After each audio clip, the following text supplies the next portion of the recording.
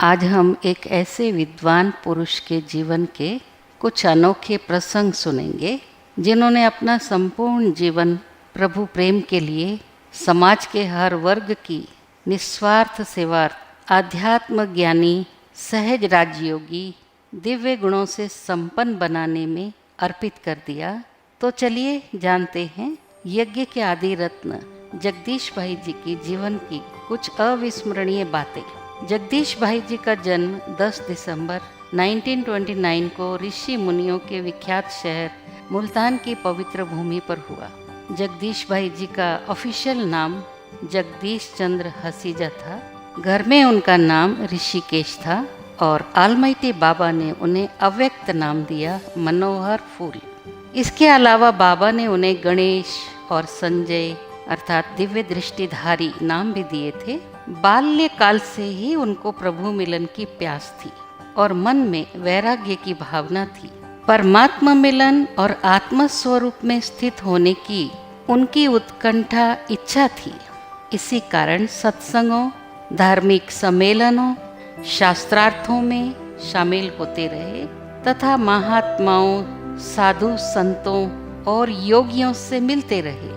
आध्यात्मिकता में अनुपम रुचि को तृप्त करने के लिए उन्होंने भारतीय दर्शन, वैदिक संस्कृति एवं विश्व के विभिन्न धर्मों का गहन अध्ययन किया। एक बार 1952 में थियोसॉफिकल सोसाइटी में ब्रह्मा कुमारी बहनें भाषण करने आई थी। उस सभा में जगदीश भाई जी भी उपस्थित थे। प्रोग्राम पूरा होने पर भ्राता जी ने सेवा केंद्र का पता और आने का समय पूछा।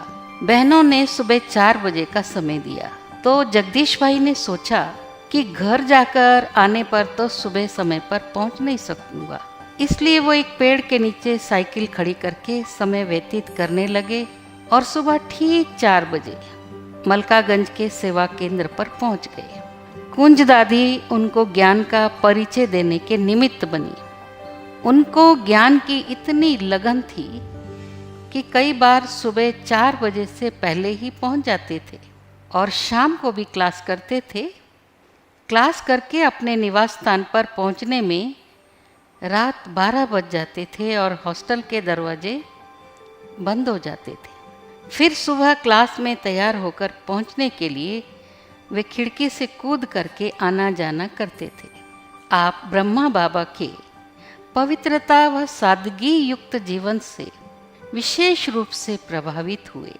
आपको गहन आध्यात्मिक अनुभव हुए और अपनी लौकिक प्रोफेसर की नौकरी छोड़ आपने मानव सेवा हेतु अपना जीवन इस संस्था को समर्पित कर दिया। आपने राजयोग जैसी जटिल व गुह्य विद्या पर गहन शोध किया और विद्यालय के पूरे साहित्य को सरल, सुबोध और सुरुचिपूर्ण तरीके से तैयार करने के आप निमित्त बने। करीब 200 से अधिक हिंदी, अंग्रेजी और उर्दू भाषा में राजयोग, मानवीय मूल्यों, आध्यात्मिकता एवं समसामयिका विषयों पर पुस्तकें लिखी। 1953 में दिल्ली में प्रथम सेवा केंद्र कमला नगर सेंटर को खोलने के आप निमित्त बने। उनका जीवन सदा त्यागी, तपस्वी और साधारण रहा। जब वे यज्ञ में आए तो बैगरी पाठ चल रहा था। उन्होंने अपने प्रति कभी भी कोई सुविधा नहीं ली। कमला नगर सेंटर पर उनके कमरे में एक ही खटिया थी, उसी पर खाना, लिखना, सोना आदि सब कार्य करते थे। वे सिंध, हैदराबाद से आए पुराने कपड़ों से ही अपना काम चला लेते थे। उनके बातचीत का तरीका ऐसा था कि किसी से भी वे अपना काम बनवा लेते थे। दृढ़ता और युक्ति से वे अपना हर कार्य कर लेते थे। वे जब भी बाहर जाते तो अपने साथ सुई धागा रखते और कभी कुर्ता या पैजामा फट जाता तो रिक्शे में बैठे बैठे सिलाई करके आगे चल पड़ते थे। वे कहा करते थे कि चीज उतनी ही हो जितने से काम चल जाए, यज्ञ की छोटी सी चीज भी व्यर्थ न जाए। कई बार बहनें 2 आना देकर भाई साहब को कुछ खरीदारी तथा पर्चे छपवाने के लिए भेज देती थी, तो किराया बचाने के लक्ष्य से वे पैदल आते जाते और किसी को ज्ञान सुनाकर, किसी को स्नेहपूर्वक कहकर 2 आने भी बचा कर लाते थे। वे समय को बहुत महत्व देते थे और समय के पाबंद भी थे। कहते थे गया हुआ समय कभी हाथ में नहीं आता है, वो भी संगम का समय। एक बार खो दिया तो कल्प कल्प खोना पड़ेगा। वे सब कुछ व्यवस्थित रखते थे और सदा ध्यान रखते थे कि घर में जो भी आए उसे ऐसा लगे कि उनका सम्मान हुआ।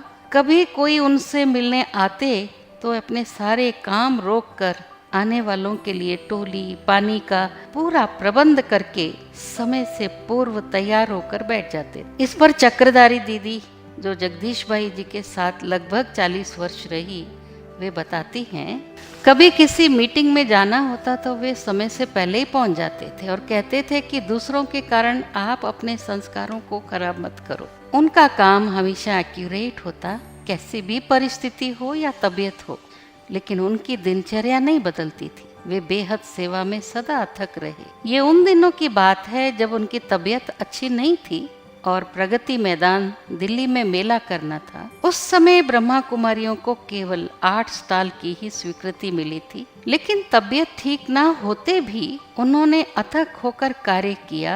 नम्रता पूर्वक निवेदन करके 15 स्टॉल की स्वीकृति ली। स्वीकृति मिलने के उपरांत भी खाना, पानी, आराम की परवाह किए बिना खड़े होकर पूरा कार्य करवाया। कई कार्यों में भाग दौड़ और विघ्न भी बहुत आते थे, पर वे सब कुछ सहन कर उस कार्य को तो पूरा करके ही छोड़ते थे। वे व्यवहार कुशलता में नंबर 1 थे। उनमें पारिवारिक भावना बहुत थी। किसी विद्यार्थी के बीमार होने पर वे स्वयं बहनों के साथ उनको देखने जाते। क्लास में आने वालों का उमंग उत्साह बढ़ाना, उन्हें अलौकिक पालना देना, स्नेह सम्मान देना, इसका पूरा ख्याल रखते थे। जब कोई भाई बहन मधुबन या बाहर से वापस आते तो उनके स्वागत के लिए फूल मंगवा कर रखते थे। बहनों की बहुत प्यार से प्रशंसा कर रिगार्ड दे उनमें उमंग उत्साह भर देते थे।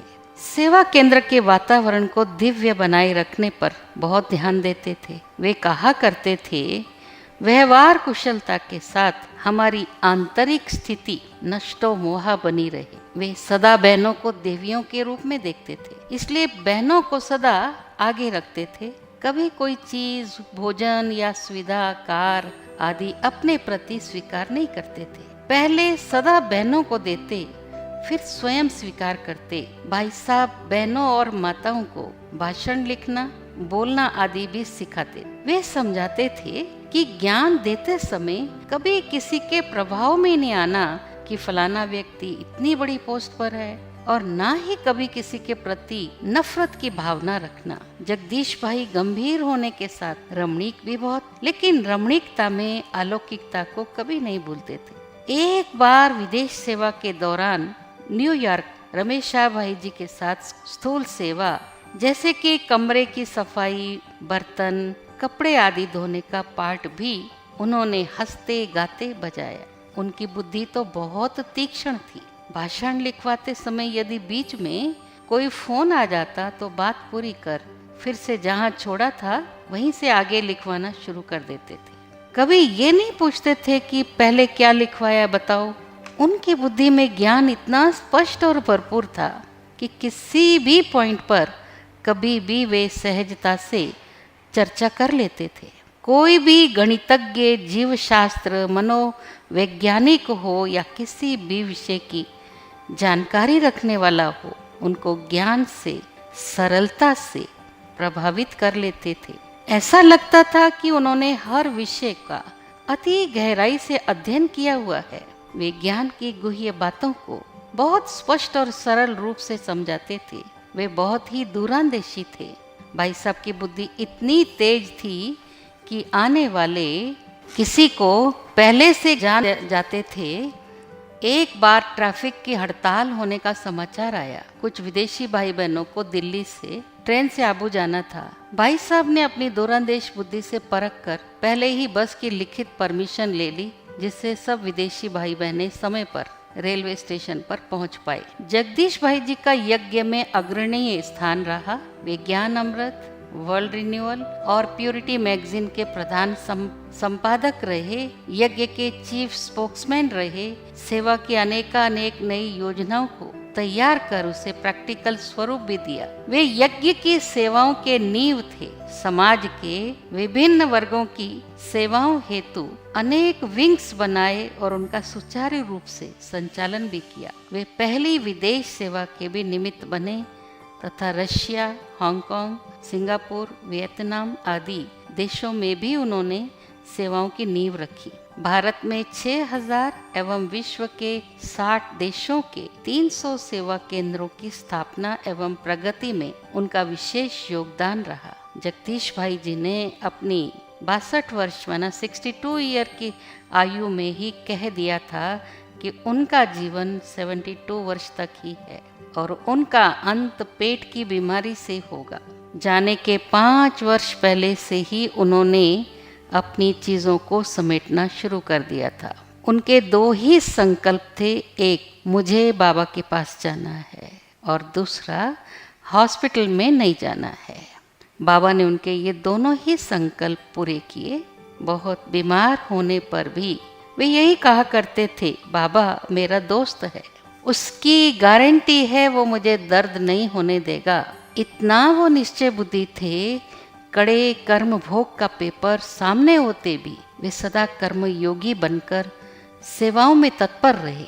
आदरणीय जगदीश भाई साहब ने 12 मई 2001 को रात्रि करीब 8 बजे सुखधाम पांडव भवन में अपना पार्थिव शरीर त्याग कर संपूर्ण स्थिति को प्राप्त किया और एडवांस पार्टी में ईश्वरीय सेवाओं को नई दिशा देने स्थान लिया। ब्रह्मा बाप को फॉलो करने में नंबर 1 तथा समस्त ब्राह्मण परिवार के आगे वे एक आदर्श बनकर रहे।